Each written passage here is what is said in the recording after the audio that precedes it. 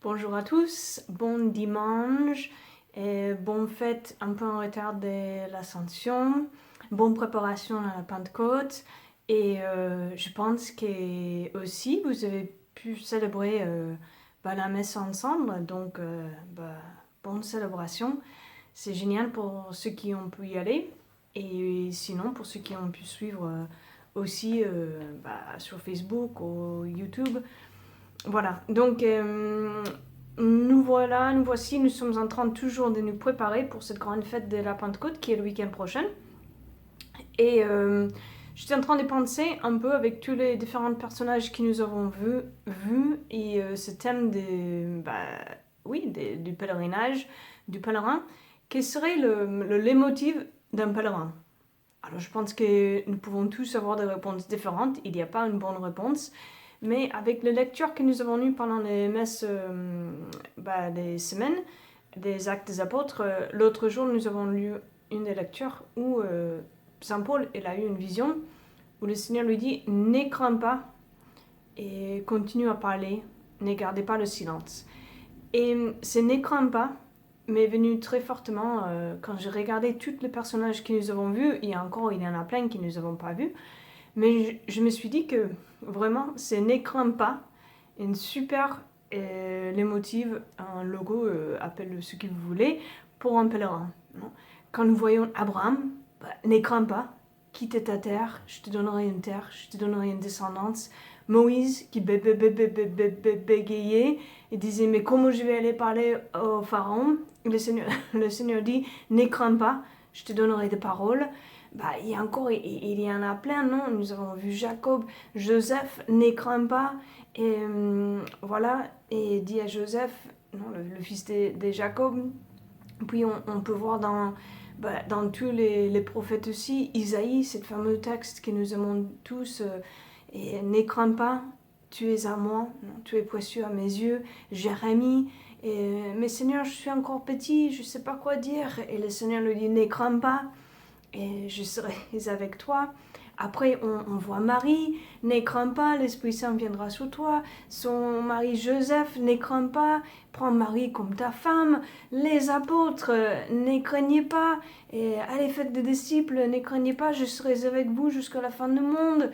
Et après, on a Saint Paul, non, ne crains pas. Il entend cette phrase 1000 fois dans sa vie, ne crains pas. Voilà.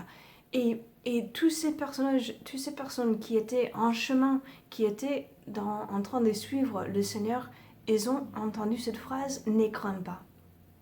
Alors, il y a plusieurs aspects de cette phrase. Nous pouvons l'entendre d'abord comme une consolation, c'est vrai. Non, ce chant que je ne vais pas essayer de chanter ici toute seule sans ma guitare qui est de l'autre côté de cette pièce, mais non, ne crains pas.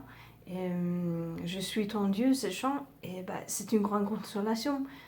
Et quand je pense, peut-être même pendant ce temps des confinements que nous avons vécu, peut-être ce chant est venu à votre esprit, ou ces paroles, non? Ne crains pas, je suis ton Dieu, et voilà, je suis avec toi.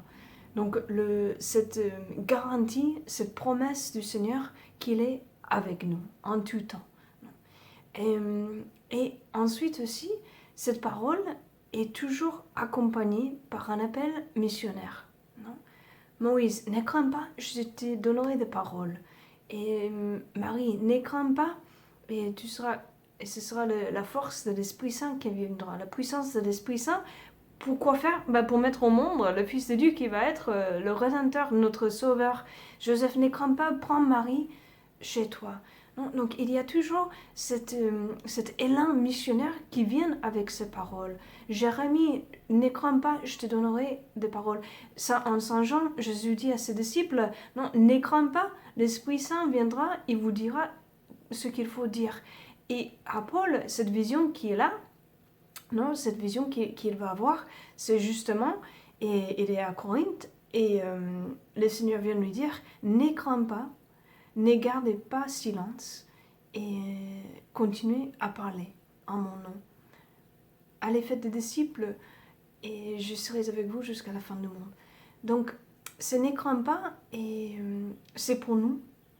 Et c'est aussi pour nous rassurer que le Seigneur est avec nous et qu'il veut que nous aussi, nous soyons des missionnaires. Donc, je pensais, maintenant que nous pouvons retourner petit à petit à l'église, nous pouvons recevoir les sacrements, combien nous avons vraiment, on a eu soif de ces moments, de pouvoir prier ensemble et nous avons attendu ce moment avec une grande soif.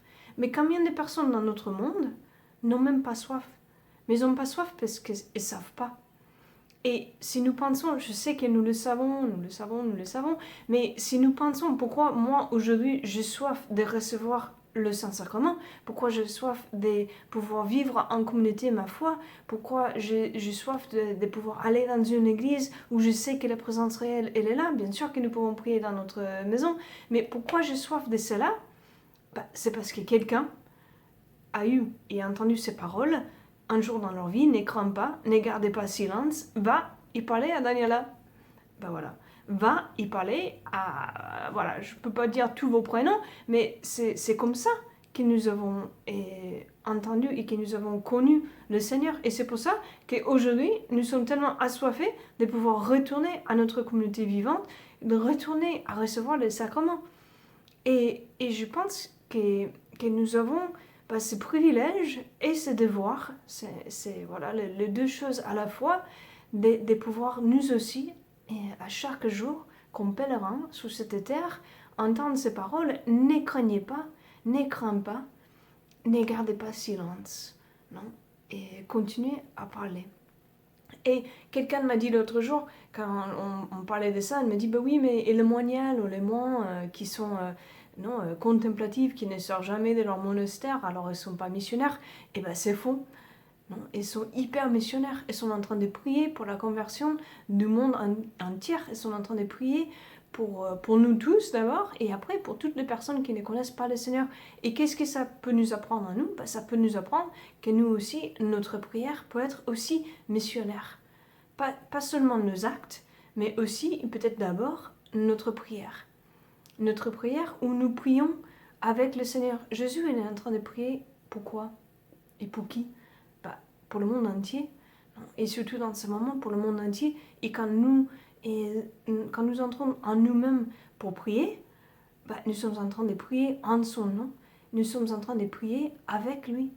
Et avec lui, pour tout ce qui lui il est en train de prier. Vous vous souvenez l'autre jour, et on a lu cette citation de Jésus qui dit « Père, là où je suis, je veux qu'eux aussi soient là. » Et il est dans cette prière en train de prier pour notre monde. Et ça fait qu'après, quand nous sortons, quand nous rencontrons les gens, notre cœur est déjà préparé parce que nous avons déjà peut-être prié pour eux. Nous avons déjà entendu ces paroles du Seigneur. Allez, faites des disciples, ne craignez pas, je serai avec vous jusqu'au fin du monde. Si on veut être plus proche du Seigneur, il faut être là où il est. Et il est en train de donner son amour à nous et à toutes les personnes qui ne le connaissent pas. Je pensais ce jour-ci à toutes les personnes qui ont vécu ce confinement sans le Seigneur.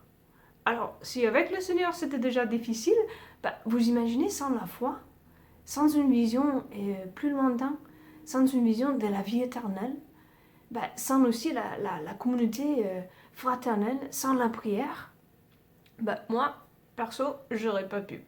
Et je me suis dit, Seigneur, ça urge, il y a vraiment une urgence de pouvoir, avec nos paroles, avec notre prière, avec tout ce qui nous sommes, nos actes, de pouvoir dire aux gens d'aujourd'hui, je ne garde pas silence, et avec mes actes, avec mes paroles, avec ma prière, je continue à parler. Je continue à dire au monde que le Seigneur est là, qu'il est avec eux. Et pouvoir parler du pardon. Je pensais ces jours-ci comme une des personnes vivent, non, il y a tellement de trucs. Comment se pardonner soi-même? Comment recevoir le pardon d'un proche? Comment... Et oui, d'accord. Mais finalement, sans le pardon de Jésus, sans savoir que oui, nos fautes, elles sont sous la croix et que lui, il les a pris tous sur lui, bah, il y a vraiment pas, il y a pas de mots pour sur le pardon. Je peux essayer de dire, bah, je me pardonne moi-même, je me pardonne moi-même, je me pardonne, mais sans ce pardon qui est éternel et qui est le pardon qui est la puissance de l'Esprit Saint et la puissance de cette miséricorde du Seigneur, bah, c'est impossible. Et donc tout ça, nos frères et sœurs, ils ont vraiment le droit de pouvoir l'entendre, de pouvoir le recevoir. Donc maintenant que nous pouvons enfin sortir de nos maisons, bah, ces confinements, nous avons dit tout le temps que Jésus n'est pas confiné. Bah, nos paroles ne sont pas appelées à être confinées dans notre cœur. Non. Nos paroles sont là, les paroles que nous avons reçues du Seigneur ne sont pas confinées dans notre cœur. Nous pouvons le dire, nous pouvons le partager avec toutes les personnes que nous rencontrons. Ils vont peut-être dire qu'on est fou. Bah oui. Bah, il ne faut pas discuter, il faut dire bah oui, bah oui, tu as tout à fait raison. Ils vont peut-être dire qu'on nous a bouffé l'esprit. Bah non, c'est juste que j'ai reçu l'esprit du Saint-Esprit. Bien sûr, c'est jamais facile d'être missionnaire. C'est jamais facile dans les prières non plus d'être missionnaire. Parce que, bah, voilà, on a plutôt tendance de dire, bah, voilà, je veux rester dans mon petite zone confortable et être avec le Seigneur, juste moi et lui. Mais moi et lui dans son cœur, il a tous.